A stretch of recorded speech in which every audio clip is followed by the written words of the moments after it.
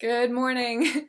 I'm Alex, if you don't know me already, and I am here to welcome you to Rest, Revel, and Reset, a online gateless writing workshop for teachers and other people with screen-tired eyes. It's going to be audio only, so if you have been having so much Zoom-related angst, it will be hosted on Zoom, but you can leave your camera off if you want to pop on to say hi.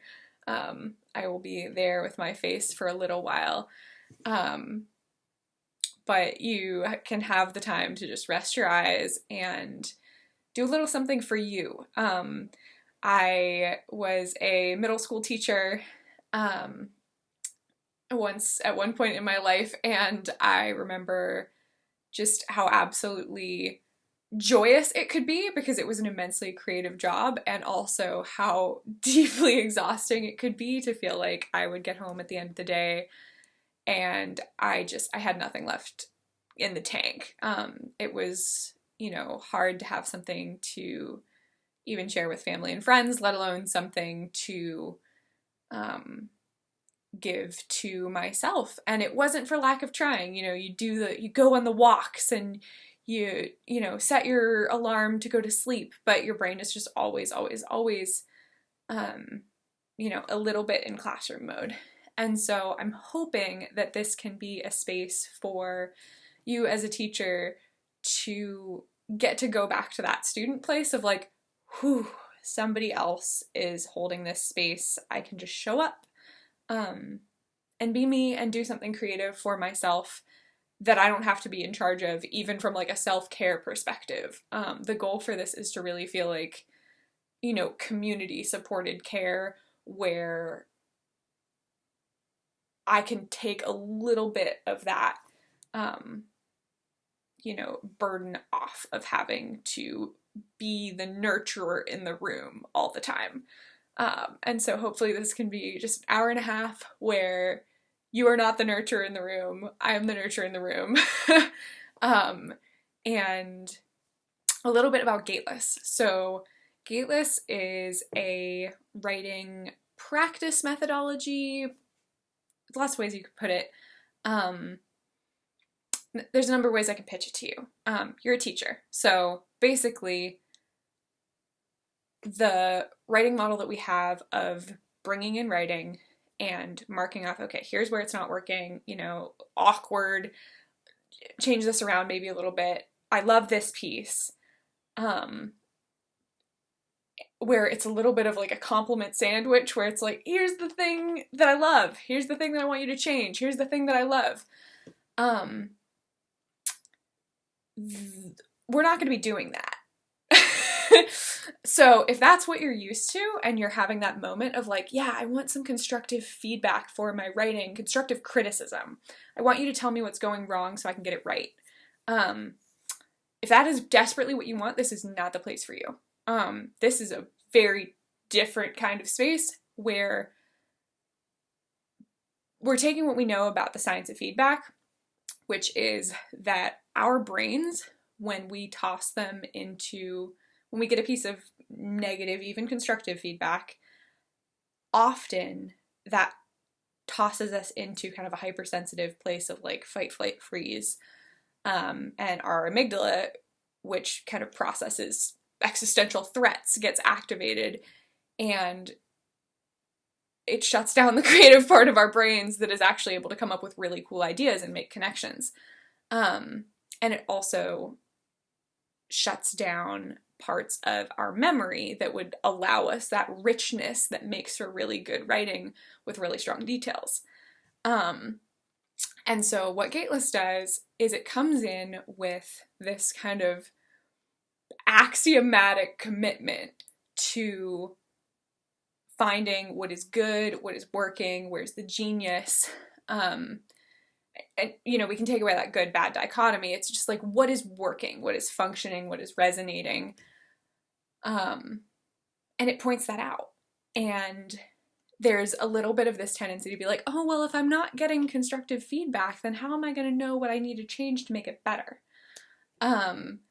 And what actually ends up happening is, in being in this beautiful group setting with other writers, you're going to see things in their writing, consciously or not, where it's like, oh, they're getting really strong feedback for this element of craft. Maybe I should try that next time. And it's like, it's the loveliest thing. And also, in having what's working in your own writing mirrored back to you, there's this moment of, oh, wait, maybe I actually, have a voice, have something going that is, worth continuing with. And often you'll find yourself writing, better and more confidently than you've written in a while, because you don't have to worry about satisfying the critic that's just like, is it gonna be good enough? It's never gonna be good enough. I don't know about you, but I have absolutely had that voice that's just like, just give up now. Like, this wouldn't have ever made XYZ teacher or like friend or employer happy. There's all those voices in the back of our heads that we let into our writing process, and that's totally okay. Like, that critic is trying to keep you safe and alive, but the same thing that keeps you safe and alive is not always the same thing that makes our writing feel good, and makes our creativity feel good in general. This is something that can get applied across the board. So even if you are not a writing or an English teacher, you are welcome to come in. I was actually a middle school math teacher, of all things, even though I studied literature. And one of the things we would do that was very gatelessly informed, even though I didn't have the language around it, was we would do like my favorite mistake. And so they'd come in, we'd do a practice problem together, they'd give it back to me on index cards, and I would find my favorite mistake where I'm just like, I see how you did that, it's so cool. It's like, and in a lot of ways that thinking is the right answer. Let me show you what went right about this. And then you can take those thinking tools and then incorporate it, in the rest of where you're working. And so Gateless is not something that's just writing.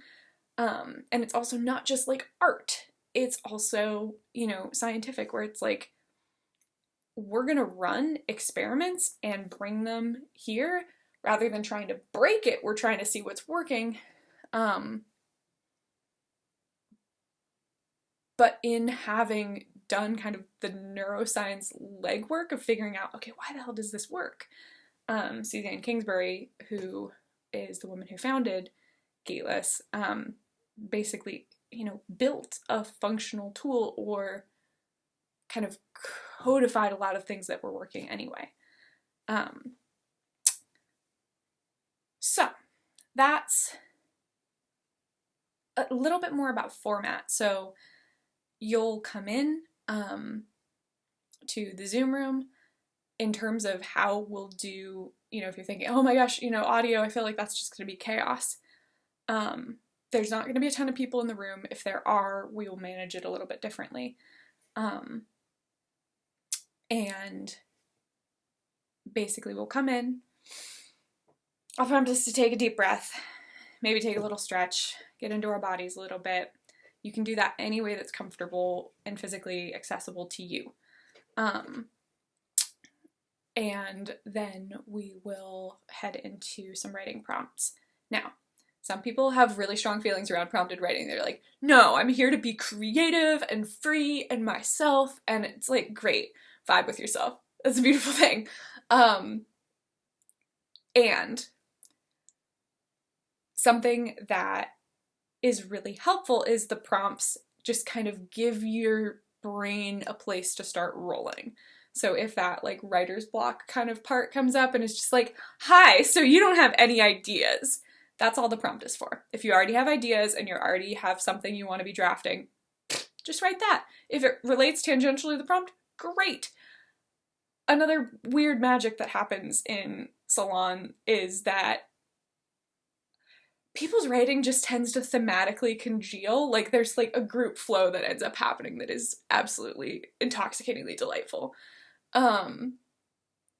So don't worry about if you really don't want to be writing to the prompt.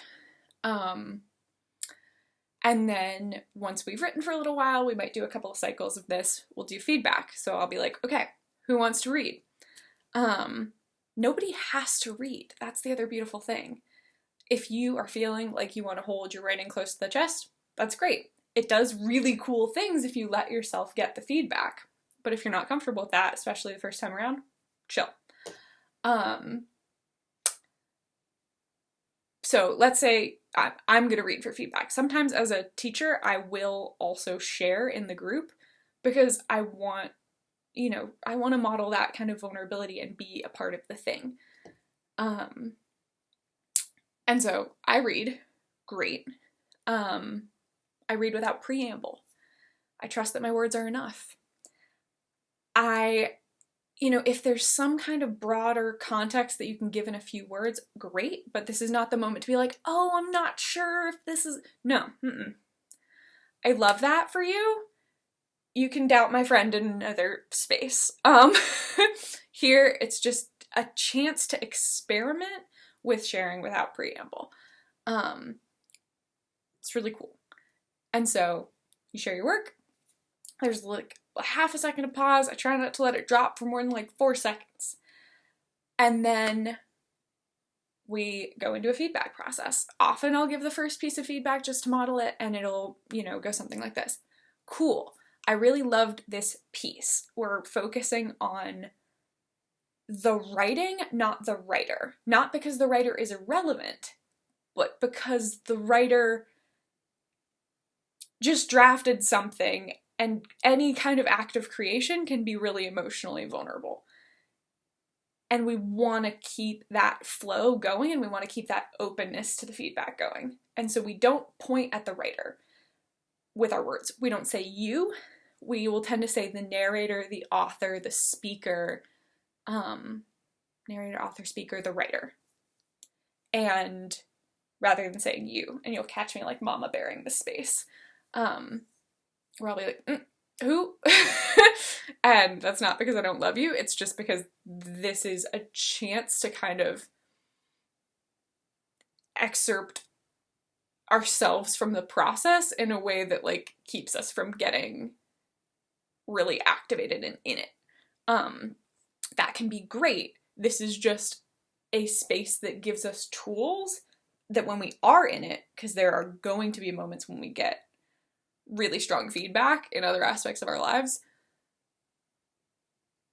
this experience has kind of like rewired your brain a little bit to be like, okay, I'm safe even though I'm getting this feedback because in this other group context, I've been okay. So it gives your brains kind of some counter examples. That's at least how I've experienced it. And I've really loved it because it makes you more resilient in other settings where maybe you're getting, critique back on a piece in another writing group, and you can be like, okay, I already shared this, the first draft of this in the Gateless group, and people liked it for these reasons. I can hold that, and I can kind of hold my emotional ground to be able to process what else is going on and stay out of that fight or flight mode.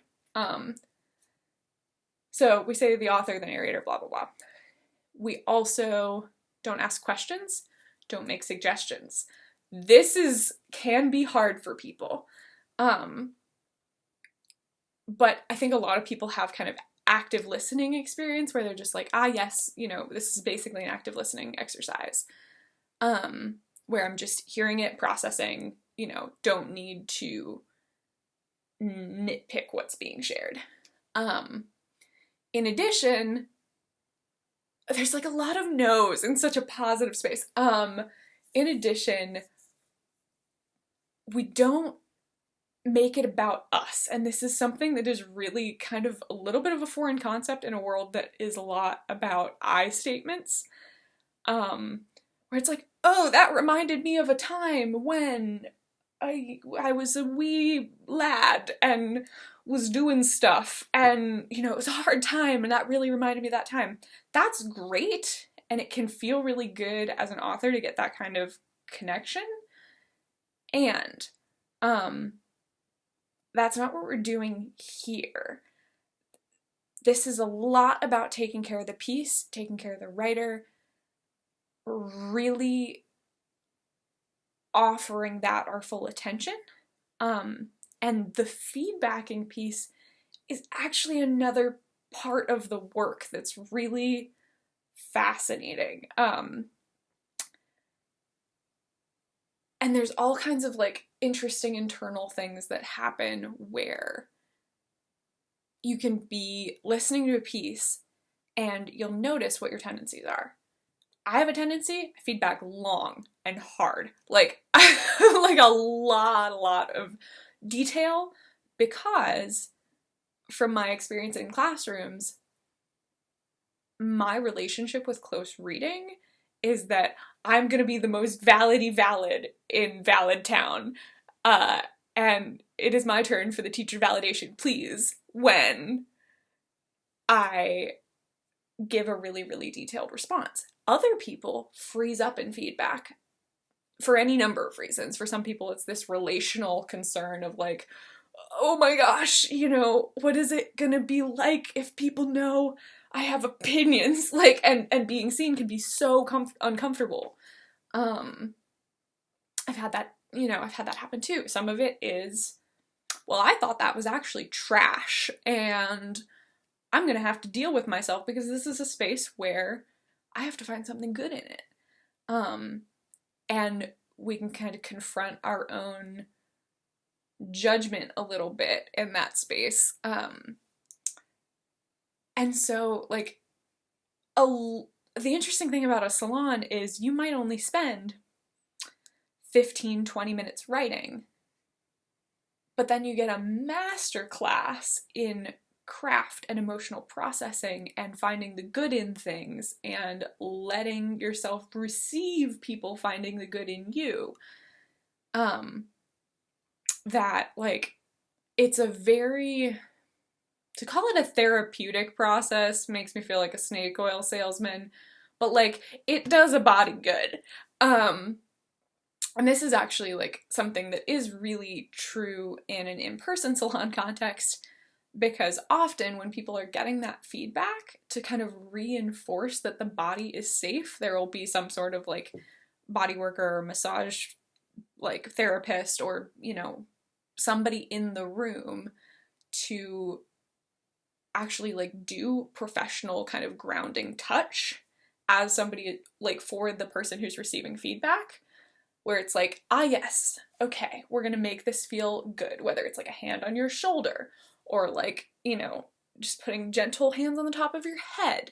And that's something that you can actually do for yourself when you're receiving feedback that, again, starts to like rewire your brain to be like, oh, writing and getting feedback is safe, is okay, I'm good, I'm accepted, this is possible. Writing starts to feel better because you're associating it with that, you know, experience of being like, oh, nice. And it's not the end all be all thing. Like, there's, you know, lots of, it's not gonna fix your relationship with writing, but it can sure as heck help. Yeah, and that freedom to, you know, have the support of the prompt but write what you want. I don't know. I've just thoroughly enjoyed it, and that is why I learned to teach it, because from being in conventional education settings and doing my writing there, I, you know, had good grammar, had good spelling, had, you know, a tool belt. Got all my art stuff behind me. Had a tool belt of all of these different craft tools that I could pull out, like imagery and metaphors and, you know, all that happy horse shit, and detail and show not tell and all of the things that we tell people. And I didn't want to write after college. I didn't know if I was ever gonna be write for fun ever again. And I did it in middle school and high school and loved it. I was like, wrote half a novel. Like, it was a good time. And the experience of having one person decide whether or not my writing was worth it, even if they gave me an A, and that A paper still was covered in red pen, it was just like, what is even the point? And to have an audience that is receptive, that is supportive, and that understands, you know, in this context, what it's like to teach and what it's like to share and what it's like to create, and you're all in that together, and you're all in that with the agreement that no matter what, you're going to be supportive, it's a pretty special time. So if any of this is calling to you or making sense, or you're like, oh my God, I want to see that, to see if it, you know, actually works, and maybe I want to use it in my classroom, or, you know, pull inspiration from it somehow, please, I encourage you to click that reserve your spot button, or if you're seeing this on a different platform, click through to the sign up page and please come join us. I would love to have you there. I was gonna say I would love to see you there. I would love to hear you there, and hear your voice in that space. Yeah,